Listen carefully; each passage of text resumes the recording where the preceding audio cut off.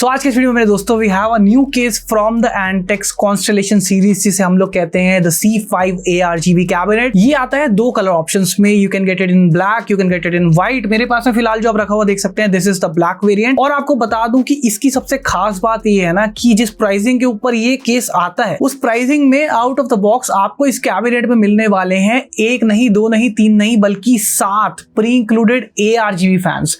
तो और भी डिटेल्स के बारे में जानेंगे, क्या क्या और फीचर्स मिलते हैं, हर चीज के बारे में बात करेंगे। तो वीडियो को पूरा एंड तक देखें और कहीं मत जाइएगा। We will be right back.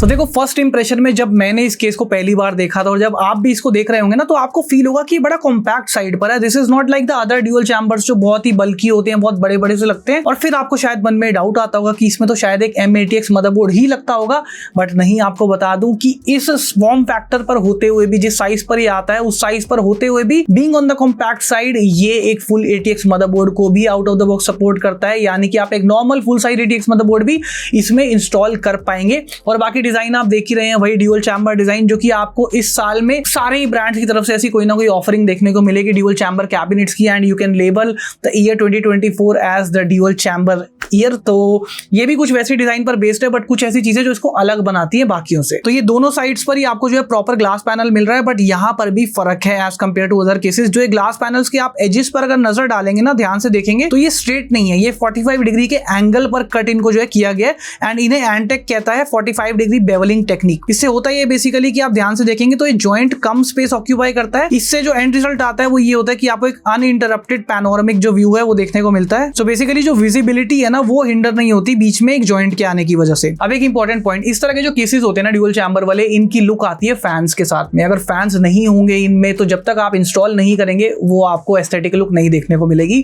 तो जैसा कि मैंने स्टार्टिंग में ही आपको बता दिया कि इस केस में आपको 1 2 3 4 5 नहीं, पूरे के पूरे 7 120 mm के ARGB fans out of the box मिल रहे हैं, प्री इंस्टॉल्ड मिल रहे हैं। तो अब देखो, इसमें भी कुछ चीजें हैं। पहली बात है, सातों के सातों जो फैंस है, दीज आर PWM कंट्रोल्ड। इनके RPM को आप कंट्रोल कर सकते हैं और इनके इफेक्ट्स को भी आप कंट्रोल एंड कॉन्फ़िगर कर सकते हैं। पीछे आपको बाय डिफॉल्ट जो है एक प्री इंक्लूडेड कंट्रोलर हब मिल रहा है, जिसमें आप इन डिवाइसेस को एक साथ कनेक्ट कर सकते हैं और फिर अपने मदरबोर्ड वेंडर स्पेसिफिक यूटिलिटी से आप इफेक्ट्स को चेंज कर सकते हैं, या फिर ऊपर एक आपको कंट्रोल स्विच भी दिया गया है, उसके थ्रू भी LED इफेक्ट्स के बीच में साइकिल किया जा सकता है। अब एक और डिफरेंस ये है कि इन 7 में से 6 फैंस जो आपको यहाँ पर साइड पर लगे हुए दिख रहे हैं और जो आपको नीचे बॉटम में लगे हुए दिख रहे हैं, ये 6 के 6 फैंस नॉर्मल फैंस नहीं है, these are reverse pitch fans. तो रिवर्स पिच फैंस के बारे में कुछ वीडियोस में पिछली मैं बात करता हुआ आ रहा हूँ। रिवर्स पिच फैंस पे होता सिर्फ ये है कि अगर आप एक नॉर्मल फैन को इस पोजीशन में इंस्टॉल करेंगे तो वो एग्जॉस्ट करेगा एयर को। तो होगा क्या, ऊपर भी हम लोग एआईओ लिक्विड कूलर माउंट करेंगे, उसके फैंस बाहर की तरफ एग्जॉस्ट कर रहे होंगे हवा को, और सारे ही फैंस एग्जॉस्ट करने लगेंगे, तो एक नेगेटिव एयर प्रेशर आपके कैबिनेट में डेवलप हो जाएगा। ऑन द अदर हैंड, अगर हम नॉर्मल फैंस को रोटेट कर देंगे कि वो एयर को इनटेक करें एग्जॉस्ट करने के बजाय, तो उस केस में जो इनका मेन जो रिंग होता है, जो सेंटर कोर होता है, जहां पर से जो RGB लाइटिंग है उसका डिफ्यूजन स्टार्ट होता है, वो छुप जाएगा और फिर वो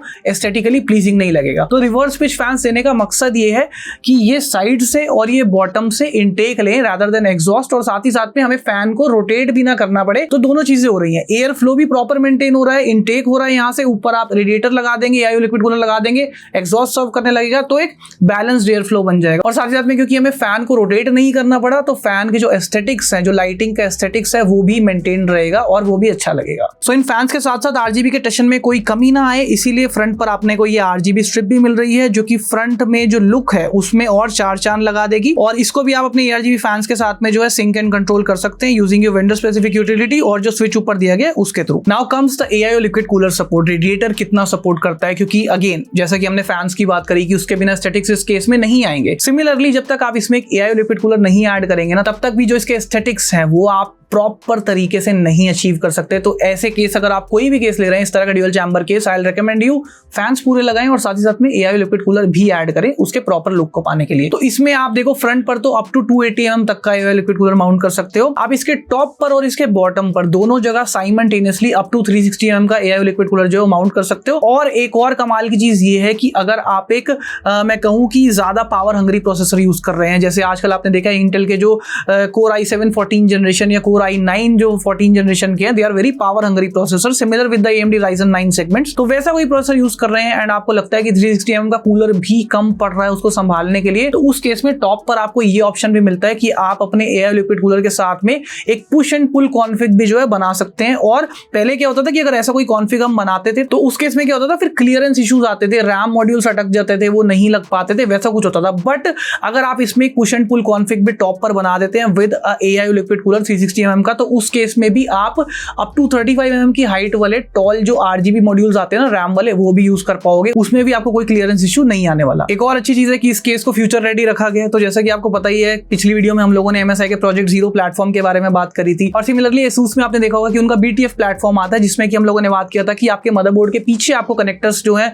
केबल कनेक्ट करने के, अपने PSU के या अपने बिल्ड के फैंस वगैरह के, हर एक चीज का जो कनेक्शन है वो पीछे करने को मिल जाता है ऑप्शन, जो कि बहुत ईजी हो जाता है। तो वो हर एक केस में सपोर्टेड नहीं होते, बट ये case out of the box उस चीज को भी सपोर्ट करता है। आपको पीछे की तरफ कटआउट्स मिलेंगे प्रॉपर, तो आप इसमें एक नॉर्मल मदरबोर्ड भी लगा सकते हैं और आप इसमें प्रोजेक्ट जीरो बेस्ड मदरबोर्ड या इस तरह का कोई मदरबोर्ड भी जो है उसको भी लगा सकते हैं। दोनों ही तरह के बिल्ड्स इसमें किए जा सकते हैं। एंड केबल मैनेजमेंट भी अच्छे से करने के लिए 95 mm का क्लियरेंस मिल रहा है, केबल्स को राउट करने के लिए, केबल्स को टाई करने के लिए इनफ स्पेस अपने को मिल रहा है। पावर सप्लाई के पीछे भी आप जो है उनको हाइड कर सकते हैं, कोई दिक्कत परेशानी नहीं आएगी। इसके अलावा इसका साइज को देखकर धोखा ना खाइए, इस केस में आप 410 mm का बड़े से बड़ा ग्राफिक्स कार्ड जो है वो भी लगा सकते हैं। रेफरेंस के लिए आप इसमें एक RTX 4090 भी इजीली फिट कर सकते हैं। बैक साइड पर एक रिमूवेबल हार्ड ड्राइव केज अपने को मिल रहा है, जहां पर आप एक 3.5 इंच की ड्राइव लगा सकते हैं और दो 2.5 इंच की ड्राइव्स भी लगा सकते हैं। प्लस फ्रंट पर अगर आप बॉटम का जो फर्स्ट फैन है उसको रिमूव कर देंगे तो यहाँ पर भी आप एक 3.5 इंच की ड्राइव या फिर एक 2.5 इंच की ड्राइव लगा सकते हैं, जो कि फ्रंट वाला मैं आपको रेकमेंड नहीं करूंगा, क्योंकि फिर उससे इसका जो एस्थेटिक्स है उसमें थोड़ा कॉम्प्रोमाइज हो जाएगा। तो बैक साइड पर ही आप लगाएं अपनी ड्राइव्स तो ज्यादा अच्छा रहेगा। प्लस फ्रंट आईओ की बात कर ले तो सबसे पहले अपने को power on and off button मिल रहा है, जिसके बाद में LED कंट्रोल स्विच मिल रहा है, जिससे we can control the fans and the front RGB strip in case आपको इसको जो है अपने मदरबोर्ड से सिंक नहीं करना। प्लस अपने को दो USB 3.0 के पोर्ट्स मिल रहे हैं, एक अपने को जो है इसमें हेडफोन जैक मिल रहा है, एक माइक्रोफोन जैक मिल रहा है और साथ ही साथ में एक टाइप C पोर्ट भी अपने को इस केस में मिल जाएगा। टॉप पर अपने को एक high quality magnetic dust filter मिल रहा है एंड बॉटम पर भी एक अच्छी क्वालिटी का मैग्नेटिक डस्ट फिल्टर अपने को दिया गया है। तो दोनों ही डस्ट फिल्टर्स अच्छे हैं, दोनों में ही चीप आउट नहीं किया गया है। ऑल एक छोटी सी चीज यहाँ पर मैं एक्सपेक्ट कर रहा था कि जो बैक पैनल है उस पे कोई डस्ट फिल्टर नहीं दिया गया। अब क्योंकि ये वाले जो फैंस है दीज आर इनटेकिंग एयर इनसाइड ना, तो इनटेक चल रहा है,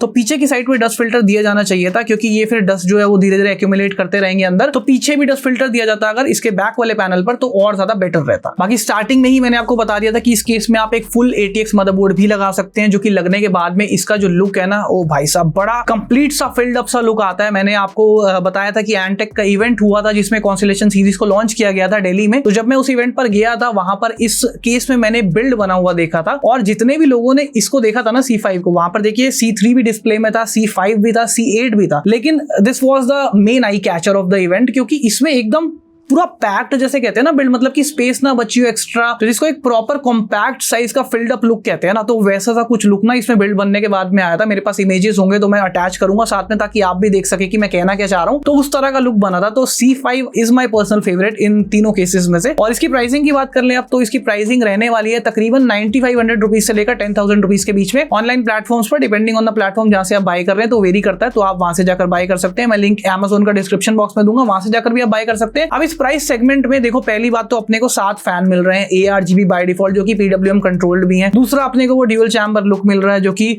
आजकल बड़ा गो टू हो रखा है, हर किसी को ड्यूल चैम्बर केस आज की डेट में चाहिए। और साथ ही साथ में कुछ और छोटे मोटे इनोवेशंस भी जिनकी हम लोगों ने बात करी। एंड प्लस लास्टली बनने के बाद में ना बड़ा ब्यूटीफुल लगता है build, and that is the main thing. जब PC बिल्ड हम कर लेते हैं और फिर देखने में अच्छा लगता है, तो बस वहीं पर ही जो अपना पूरा पैसा होता है वसूल हो जाता है, राइट। तो बस ये था मेरा इस केस का एक छोटा सा ओवरव्यू। आपको कैसा लगा ये वीडियो मुझे कमेंट सेक्शन में आकर जरूर बताना। अगर आपको ये केस पसंद आया हो, वीडियो पसंद आई हो, don't forget to hit the like button, video को साथ में शेयर करें, सब्सक्राइब करें मेरे चैनल को और दबाएं बेल आइकन को भी, ताकि आपको वीडियो का नोटिफिकेशन मिले सबसे पहले। सो मिलता है दोस्तों अगली वीडियो में। Till then, cheers.